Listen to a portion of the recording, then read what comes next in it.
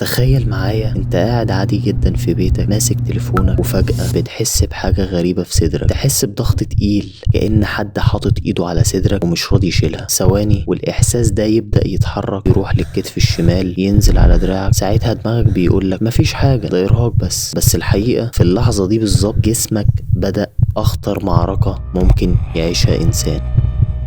طب ايه اللي بيحصل جوه جسمك ساعتها؟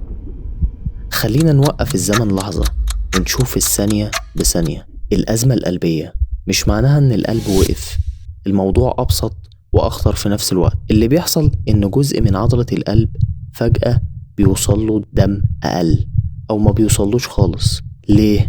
تخيل شرايين قلبك زي مواسير المية، على مدار السنين دهون وكوليسترول بيترسبوا جواها طبقة فوق طبقة من غير ما تحس بأي حاجة، لحد ما في يوم الطبقة اللي ترسب فيها الدهون دي تبدأ تتشقق وجسمك يحاول يصلحها، فتحصل جلطة، والجلطة دي تقفلك الشريان بالكامل.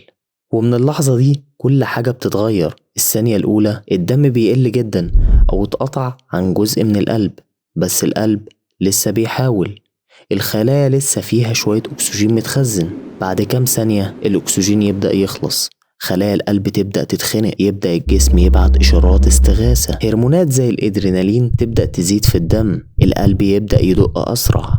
والغريب إنك ممكن لسه لحد دلوقتي مش حاسس بحاجة واضحة. الخلايا دلوقتي بتصرخ مش بصوت لكن بإشارات كيميائية، اللي جوه الخلايا بدأ يختل، والكهرباء اللي بتشغل ضربات القلب بدأت تتلخبط، وده ممكن يسبب لخبطة خطيرة في ضربات القلب. هنا بقى الأعراض تبدأ تظهر، الضغط اللي في صدرك، وده مش لازم تحس بيه في القلب نفسه، لأن الإشارات العصبية بتمشي لنفس المنطقة في المخ، فالمخ بيتلخبط، وده اللي الدكاترة بيسموه ريفيرد بين. وعشان كده بتحس بيه في صدرك وكتفك الشمال ودراعك وأحيانا في فكك. وفي نفس الوقت يبدأ القلب يدق أسرع أو بشكل مختلف، تلاقي نفسك بتعرق مش من الحر، من الخطر اللي جسمك حاسس بيه. كل ده حصل في أقل من دقيقة، بس المعركة لسه ما خلصتش. كل دقيقة بعد كده جزء من عضلة القلب بيموت. الدكاترة بيسموا أول ساعة الساعة الذهبية، يا إما تنقذ قلبك يا إما الضرر يبقى دايم. وكل دقيقة تأخير معناها خلايا قلب بتضيع للأبد. بس في حاجة مهمة، جسمك مش واقف يتفرج، في شرايين صغيرة حوالين القلب بتحاول تساعد وتوصل دم بدل الشريان المسدود. والناس اللي بتمارس رياضة الشرايين دي عندهم بتكون أقوى، وده اللي ممكن يديهم وقت أكتر. لما توصل للمستشفى الدنيا بتتحول لسباق مع الزمن. أول حاجة يبدأوا يعملوا لك رسم قلب في دقايق، الدكتور بيعرف المشكلة فين، وبعدها في حالات كتير ممكن يعملوا قسطرة، ودي عبارة عن أنبوب رفيع جدا يدخل من شريان في الإيد أو الفخذ لحد ما يوصلوا بيه للشريان المسدود ويفتحوه، وأحيانا بيحطوا دعامة صغيرة جوه عشان يفضل مفتوح ويرجع الدم يمشي من تاني.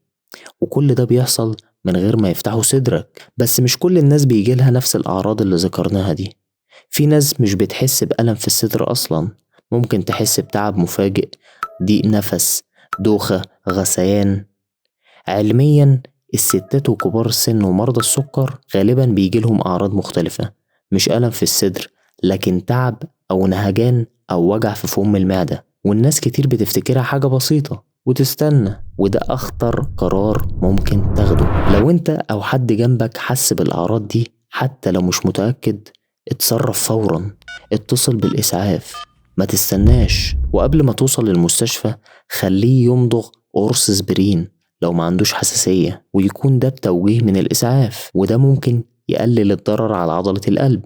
ولو الشخص فقد الوعي ابدأ اعمله إنعاش قلبي رئوي، كل دقيقة بتفرق. الأزمة القلبية مش حاجة بتيجي فجأة، دي سلسلة أحداث بتبدأ من سنين وبتنفجر في لحظة. بس الفرق الحقيقي مش في اللي حصل لكن في إن انت هتتصرف ازاي.